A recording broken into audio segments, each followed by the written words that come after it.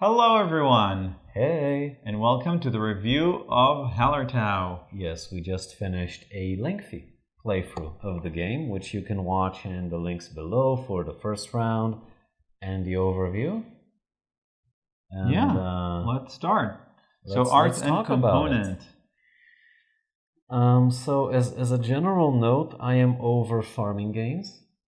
Yeah. Like, completely over it. Enough. Please? Please? And you know what? If you're doing a farming game, can it not be brown? Brown and green.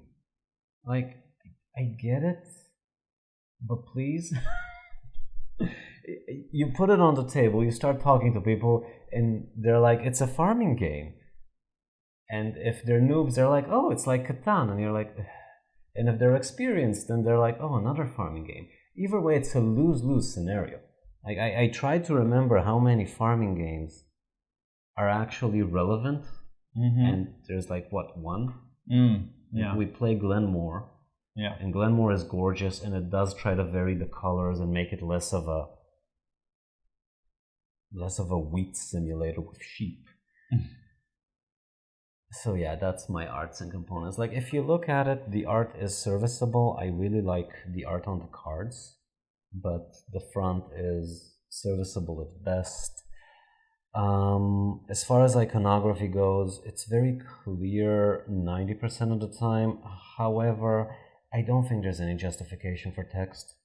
This easily could have been language independent with a little bit of effort, and for me that's a turn off, because that restricts who we can recommend the game to, who we can give it to, and stuff like that. In some games it's a must. Here I feel like it was just like a little bit of effort on the iconography. So I hope they do something about that if this gets a second edition. All right. So I feel there's not a lot of brown in the game. There's a lot of green, which I like. I agree with the iconography. Everything is very readable and clear. From a usability standpoint, I didn't really like the very small space that we have here to store all of our resources. That gets really fiddly really quick. And maybe the boulders themselves and this little thing is fiddly as well. Not in terms of the game mechanism. We'll touch on that in a sec. But in terms of just moving it and not being sure, like, have I moved it or not, and so on. And this whole thing is so big, the whole community board. But overall, I don't think it's a table hogger. So, like, in a major way, there are a lot of, lot of boards. If we were not filming, we would have arranged it differently, and the table would have been, half full. So it's not as massive as it looks here. Yeah. All right. So mechanisms.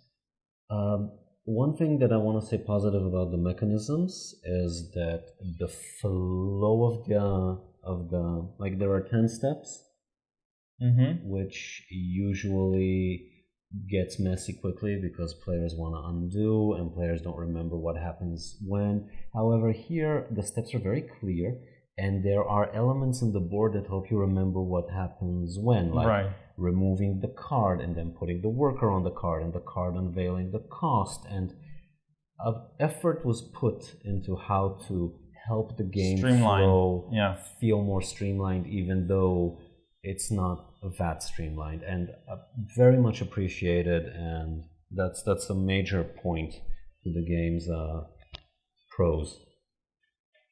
Okay, so mechanisms. Yeah, that's, as far as I'm concerned, that's part of the mechanisms. Oh, okay. So I do like the worker placement component. I mean, it's pretty easy, straightforward. There is a little bit of a race. You could theoretically look around and see, like, where do you need to rush to. So that's a sort of a typical worker placement kind of mechanism, which I like.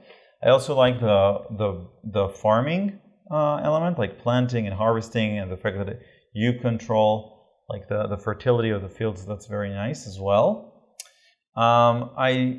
So basically, I feel like the game is mostly about getting this board all the way to the end and making sure that you have enough resources and tools to do all that. Now, granted, there is a trade-off because you can say, okay, obviously these are very cheap at the beginning, so I can get a lot of resources and some tools and push some of them. But the problem that I have is that I don't like sort of calculating and counting and making sure that at the end of the round, I'll have all of the resources that I need. There are 5 buildings that I need to take care of and make sure that I have enough of them with various costs and all sorts of limitations here. So I don't like this mechanism, which I feel like is the bulk of the game. This is, gets you more workers or more options, and, a very high number of points. So that is something to consider. And the other thing that I don't like is the randomness of the cards, because they can very easily sort of be circumstantial and work, or like I got from this deck a 14 milk card, which means that I just wasted a turn and a worker for that. And just as easily, perhaps I could have done something that can work to my benefit. So this is a big problem for me. Overall, I feel like I'm not good at the game, but maybe that's also because I don't care enough. I don't know like which is which, what comes first, but I'm definitely not good at the game. But also I can point out to these deficiencies, at least as I see them. Other than that, I think that, it's a very, if you like this sort of puzzly, a lot of data that you have to have in your head in order to solve this puzzle at the end of the round, then you might like this. And if you don't mind randomness, then perhaps this is mitigated as well. But overall, it's not a game for me. But I liked everything else about it. Yeah. So before I start my opinion on the mechanisms again, I wanted to share with the viewers that the first time we played, Idan gave, towards the 4th or the 5th round, he just stood there and gave that look of complete and utter apathy and disappointment. Yes. It's that look that a little kid gives when you give him the wrong kind of candy. It's like if they wanted chocolate, dark chocolate, and you give them white chocolate, and they're like, I'll eat it, but I am not having any fun with anything about this. Yeah. So yeah, I pretty much share the same experience. As far as mechanisms go, I mentioned what I like. I don't like the randomization of the cards. I fully agree with you on that. I think that after you have experienced players, you can draft them. You can pick up 3 and then choose 1, which would solve the issue of randomization. But the cards are so different that I would not dare do that with people who are on their 2nd or 3rd playthrough of this, because they'll just be stuck. They will be completely stuck. I like the shifting. However, I do feel like everything about this game is a bit too dry for me.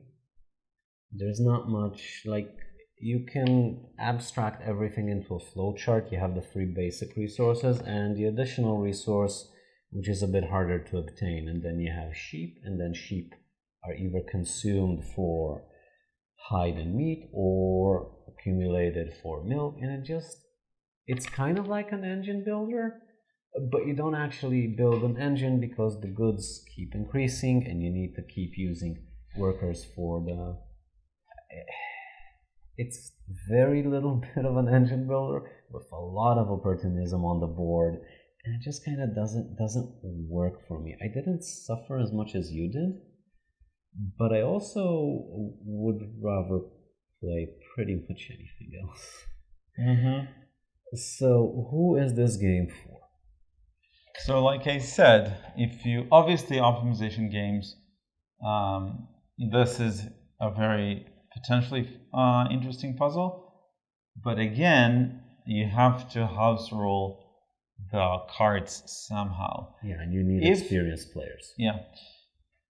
Another variant that I can think of, again, I wouldn't do it, but another variant is maybe just have just 3 cards all the time open, and you can select either of these 3 or 1 face down. at least for these things, you know, this is really punishing as well as perhaps these as well. Yeah, it on the one hand it adds opportunism, on the other hand it's already in the game.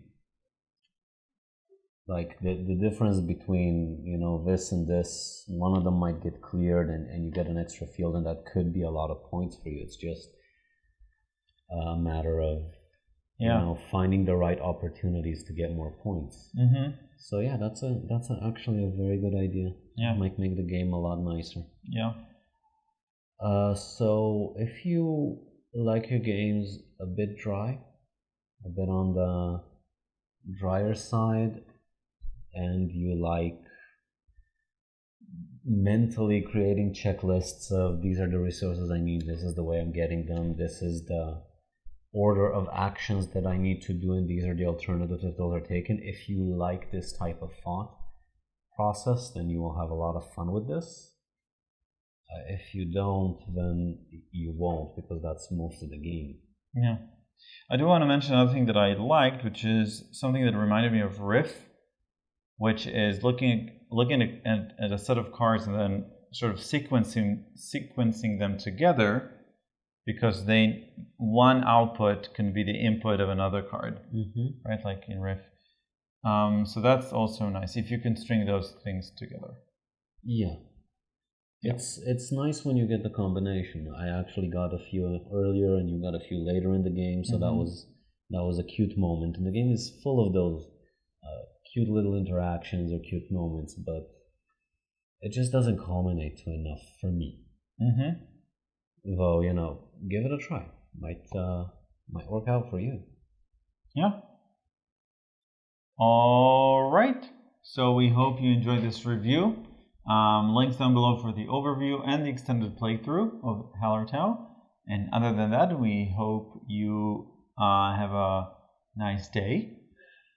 And we'll see you. And we hope you're in Hallertau watching our playthrough of Hallertau. Yeah.